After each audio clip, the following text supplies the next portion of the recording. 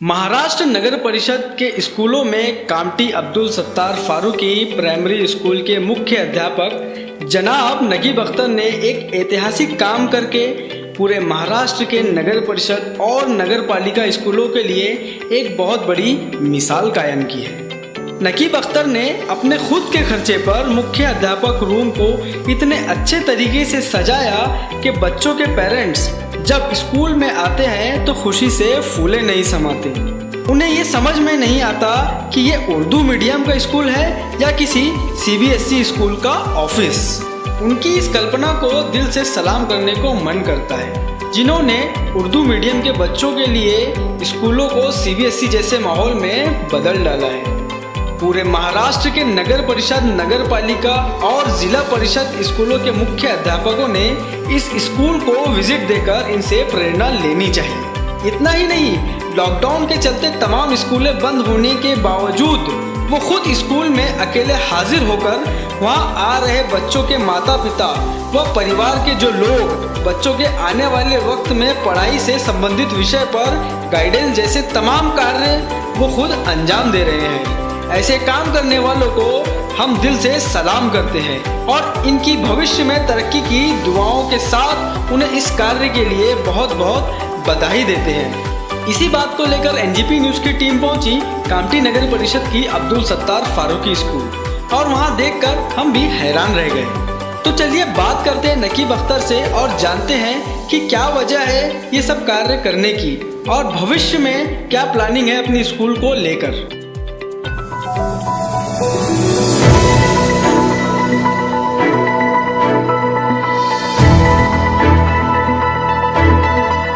Sir आपको बहुत बहुत बधाई।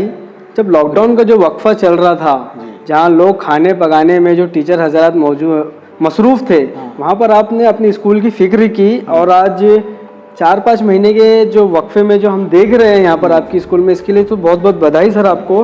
तो सबसे पहले सर आपसे जानना चाहूँगा कि ये प्लान जो आपको ये करने का क्यों ऐसा मन में आया।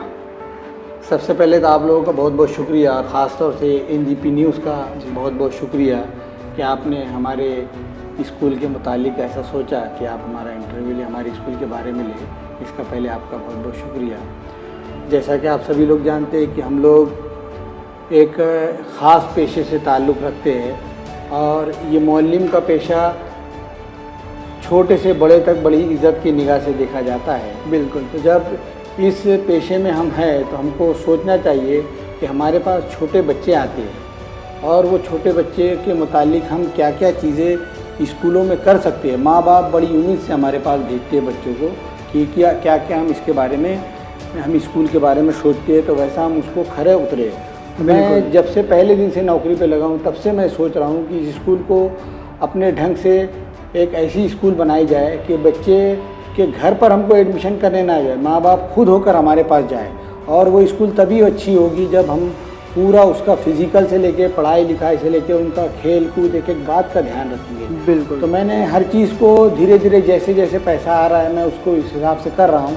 तो इस साल मैंने इस ऑफ़िस को चमकाया और साथ ही साथ मैं ऑफ़िस का डेवलप के साथ साथ जितने भी पेरेंट्स थे, ऐसा कुछ कम ज़्यादा आता था, उनका फ़ोन आता था तो वो लोग मेरे से मिलने भी यहाँ स्कूल में आ जाते थे और उनको मैं बहुत सारी चीज़ें बताता था स्कूल से कि भाई इस तरीके से पढ़ाई शुरू है। इसमें कोई दो राय नहीं है कि प्राइमरी स्कूलों में टीचर को मतलब एडमिशन के लिए लोगों के घरों तक जाना पड़ता था, तो आपने ऐसा काम करा है कि लोगों को अब आपकी स्कूल में आना है। तो मतलब जो आपने जो टारगेट किया कि लोगों को आपकी स्कूलों तक आना चाहिए, तो किस तरह से पेरेंट्स का रिएक्शन है कि वो आ पा रहे हैं या फिर आज भी प्राइमरी स्कूलों की वही दुर्दशा है कि टीचर हजरात को एक एक एडमिशन के लिए उनके घरों तक जाना पड़ रहा है। ये मेरे लिए बड़ी फ़ख्र की बात है और मैं उन तमाम पेरेंट्स का, तमाम बच्चों का शुक्रिया अदा करूंगा कि उन्होंने मुझ पर भरोसा किया है। मैं यही चीज़ शुरू से बोलते आ रहा हूं कि हम लोग एज एक मौल्लिम हैं और आपका रुतबा बहुत बड़ा है समाज में, तो हम लोग माँ बाप से ताल्लुकात बना के रखे रहेंगे, समाज के लोगों से मिलकर रखे रहेंगे और हमारा जो पेशा है उसको बिल्कुल सीधी लाइन पर लेके चलते रहेंगे। हमारा जो पेशा है उस पर वो काम करते रहेंगे तो हमको कोई तकलीफ़ नहीं आएंगी।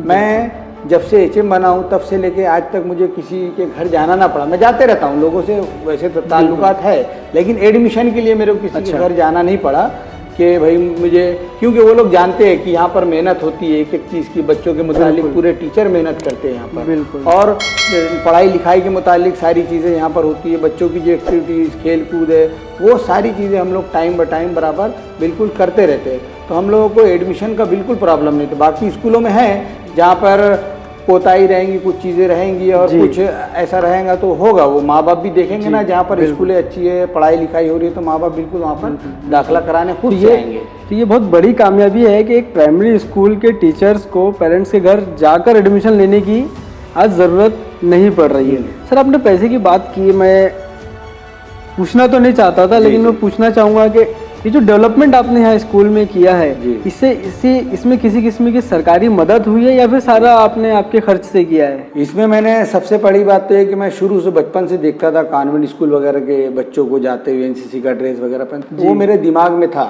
अच्छा। और एक शुरू से जज्बा था कि मैं एक टीचर बनूँ। तो जब टीचर बना तो मैंने अपने आप को उसी चीज़ में ढाला भी, लेकिन जब एचएम बना तो मैंने सोचा कि अब इस तरह की चीज़ें अपन लोग आज पद पर रह के बिल्कुल वो काम कर सकते हैं। तो मैंने आप देखे होंगे कि बहुत सारी एक्टिविटी होती है जो दूसरी स्कूलों में नहीं हो पाती है और काफ़ी खर्चा होता है।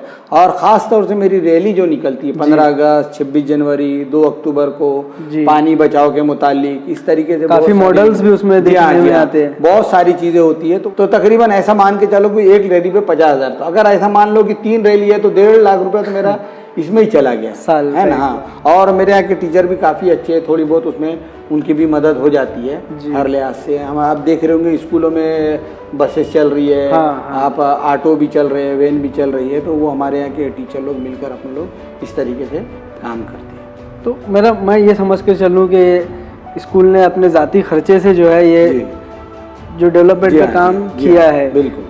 आपको देखने में आता हूँ, अभी आप एचएम बने हैं और कुछ समय पहले पेरेंट्स आते थे यहाँ की स्कूल की जो भी कंडीशन रही होगी, लेकिन आज जो कंडीशन है, जो मैं अपने सामने ये ऑफिस देख पा रहा हूँ, तो क्या रिएक्शन रहता है वो लोगों का? नहीं, वो लोग जब आते हैं तो बिल्कुल बहुत खुश हो जाते हैं कि ऐसा ऑफिस हमने कहीं नहीं देखा। हमने के प्राइवेट स्कूल में भी घूमे और हत्ता के 1-2 लोग आए तो ये बताए कि कलेक्टर का ऑफिस भी ऐसा नहीं है। अच्छा। तो बड़ी खुशी होती है कि भाई हम लोग जो चीज़ काम कर रहे हैं चलो लोगों को पसंद आ रही है। तो जहाँ पर हम क्लासेस सजा के रख रहे हैं, हर चीज़ एक एक चीज़ का ध्यान रख रहे हैं, तो एक स्कूल का ऑफिस भी ऐसा होना चाहिए कि जब कोई आए तो बिल्कुल उनको लगना चाहिए कि अरे वाह कितना अच्छा ऑफिस है। लोगों ने इस बात को खुश होकर जाना चाहिए कि हमारे बच्चे जिस स्कूल में दाखिला ले रहे हैं वहाँ की हर चीज़ अच्छी है। तो ये सोचकर मैंने अपने ऑफिस को भी ऐसा मेंटेन करके रखा हुआ है। बिल्कुल। सर, 1932 में ये स्कूल की नींव रखी गई थी, ठीक है? आप तो वो समय नहीं थे, मैं भी नहीं था, लेकिन जितनी हिस्ट्री मुझे पता है स्कूल की, 1932 में इस स्कूल की नींव रखी गई थी जो पहली क्लास से चौथी क्लास तक थी। आज 2020 का जमाना चल रहा है, तकरीबन 90 साल जो है कंप्लीट हो चुके हैं, तो पहली क्लास से चौथी क्लास तक ही सीमित क्यों रह गई? इसको कुछ एक्सपांड करने का कुछ प्लान या फिर सरकार की तरफ से या मैनेजमेंट की तरफ से क्यों नहीं किया गया इसको? ये असल में नगर परिषद के अंडर में स्कूल आती है। बिल्कुल। जब 1932 में ये स्कूल बनी तो सोचिए वो लोगों ने किस तरीके से वो स्कूल को उस ज़माने के लोगों ने बनाया होगा। ख़ास तौर से हमारे MM हुसैन रब्बानी साहब थे, है ना, उन लोगों ने बहुत मेहनत की उस ज़माने के लोग। हमारे मतीन सर थे, है ना, हफीज़ सर थे, इस तरह के लोगों ने बड़ी कुर्बानियाँ दी, तब जाकर वो स्कूल बनी। वो स्कूल जब बनी उसके बाद 5वीं शुरू हुई तो उस वक्त नगर परिषद जब क्या 5वीं शुरू हुई थी यहाँ पर? हाँ, जब हुई थी तो उस वक्त रब्बानी स्कूल जब बनी, 5वीं जब शुरू हुई जी, तो नगर परिषद जब क्या में आई तो उसको नगर परिषद को 1ली से 4वीं तक वो स्कूल को उधर ट्रांसफ़र कर दिया गया। तो ये नगर परिषद के अंडर में तब से है ना।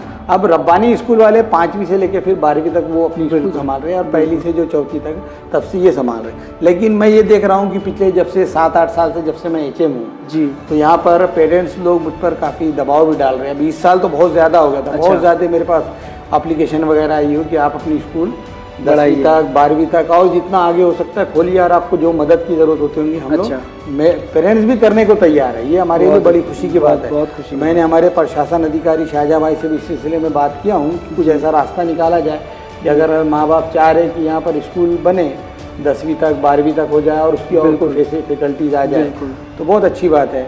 और करने वाले हमारे टीचर भी बहुत अच्छे माशाअल्लाह, तो इंशाल्लाह कोशिश करेंगे कि हो सकता है ये स्कूल आने वाले सालों में तो सर आगे और तरक्की अब तक क्यों नहीं हो भाई, क्या वजह लगती है? देखने में ये आया कि रब्बानी स्कूल भी जहाँ की वहाँ शुरू होते ही जी। वहीं पर सीमित है, हाँ। और नगर परिषद की प्राइमरी स्कूल्स भी जहाँ की वहाँ सीमित है, क्यों एक्सपांड नहीं कर पा रही है? असल में क्या हुआ कि ये स्कूल एक अकेली स्कूल कई स्कूल बनाई है। आपको मालूम होना चाहिए कि ये कामटी नगर परिषद की पहली उर्दू स्कूल बिल्कुल थी। बिल्कुल पहली उर्दू स्कूल थी।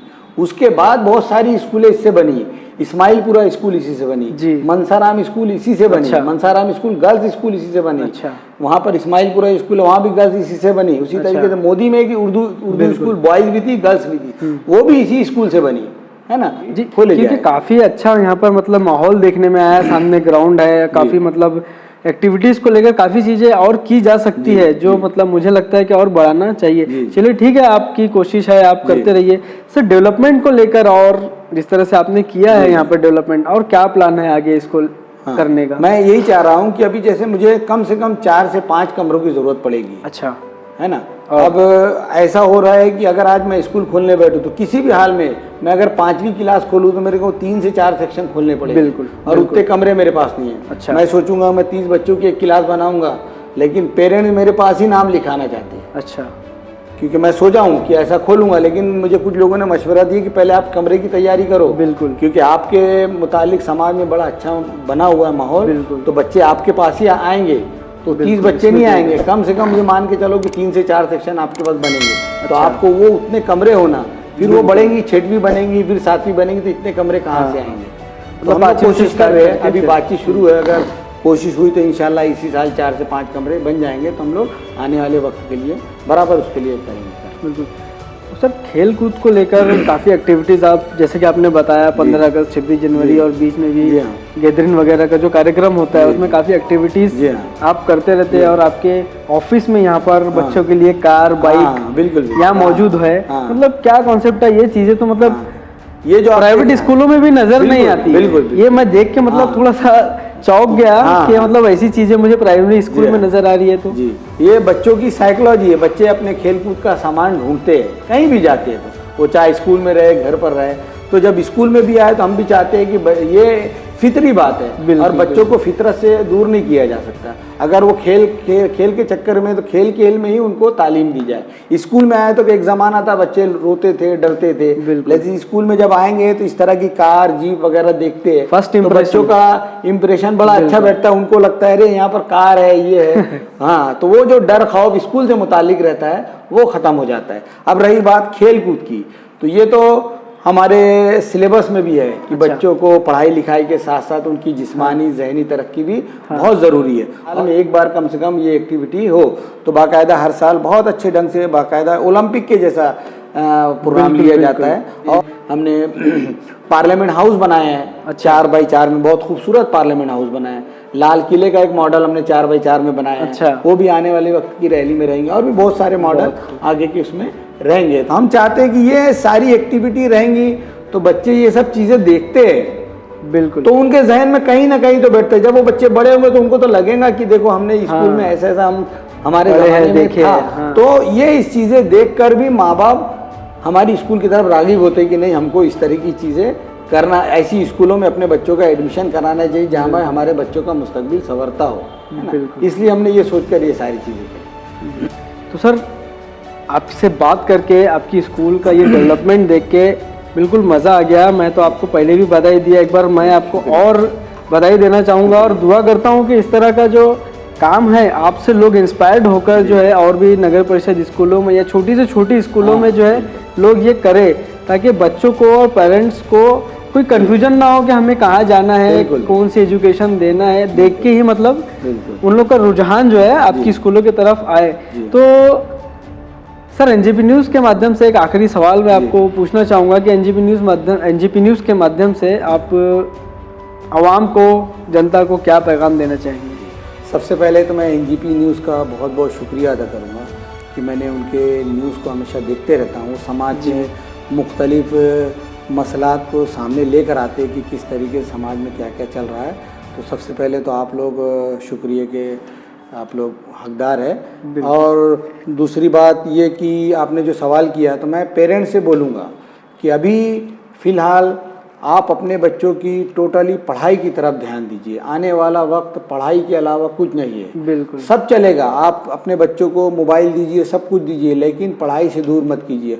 और कोशिश कीजिए कि बच्चों को मोबाइल का जो एकदम जो चस्का लगा हुआ है, बच्चे दिन भर मोबाइल में लगे रहते हैं, टीवी में लगे रहते हैं, वो सब चीज़ों से बचा के रखे रहे। और आज की जो तालीम है उस पर आप ध्यान दें, वो दीनी तालीम हो या हमारी ये जो दुनियावी तालीम है, आप दोनों ही तालीम की तरफ ध्यान दें। अभी लॉकडाउन लगा हुआ है, मैं देख रहा हूँ कि बच्चे सिवाय घूमने फिरने खेलने कूदने के अलावा दूसरा कोई काम नहीं कर रहे। और ये आने वाले वक्त में हमारे लिए आपके लिए बहुत नुकसानदेह है। आप सोचिए 5 महीने का वक्फा बोले तो मामूली बात नहीं होती, बच्चे पढ़ाई से दूर रहना बोले तो, है ना। तो मैं तमाम माँ बाप को एक गुजारिश करूँगा कि आप लोग मेहरबानी करके आप अपने बच्चों को कम से कम 1 घंटा तो भी लेकर बैठे, सख्ती से लेकर बैठे। अगर उनको किसी भी किस्म का तकलीफ आती है तो बिल्कुल मेरे स्कूल में आइए, मैं उनको थोड़ा सा कुछ रास्ते बताऊंगा पढ़ाई के मुतालिक, ताकि वो इस तरीके से खेलने कूदने के साथ साथ थोड़ा सा पढ़ाई करें। लेकिन मैं चाहूँगा कि बिल्कुल आप पढ़ाई से दूर ना रहें। और मैं आप पेरेंट्स से भी दरख्वास्त करूँगा कि आप लोग थोड़ी बहुत कुर्बानी दे, जहाँ आप लोग जितना करते हैं मेहनत सब बच्चों के लिए ही करते हैं, तो थोड़ा सा आप लोग अपना वक्त अपने बच्चों के लिए भी दीजिए कि आप इतना कमा रहे हैं, किस लिए? बच्चों के लिए। ये बच्चे जो है आगे चल के आने वाले इस देश के मुस्तकबिल रहेंगे। तो मैं ये चाहूँगा कि कम से कम ये बच्चे की देखभाल दूसरा कोई नहीं करेगा ना। घर में 20 घंटा रहता है, स्कूल में तो 4 घंटा रहता है। बिल्कुल। लेकिन ये 20 घंटे में कम से कम आप लोग जब तक घर में रहते हो तो उनका एक एक बात का ध्यान दें कि क्या बच्चे कर रहे हैं। अगर वो पढ़ाई लिखाई से दूर हो गए तो आगे बहुत तकलीफ जाएंगे। तो मैं बार बार यही बोलूँगा कि आप बिल्कुल पढ़ाई की तरफ ध्यान दें, ताकि आने वाले वक्त में उसको कामयाबी मिले। तो बहुत बहुत शुक्रिया सर हमसे बात करने के लिए। तो दोस्तों इसी तरह की न्यूज़ अपडेट्स के लिए आप जुड़े रहिए एनजेपी न्यूज़ के साथ। हमारा फेसबुक पेज लाइक कीजिए और सब्सक्राइब कीजिए हमें यूट्यूब पर। मिलते हैं अगले वीडियो में। बहुत बहुत शुक्रिया।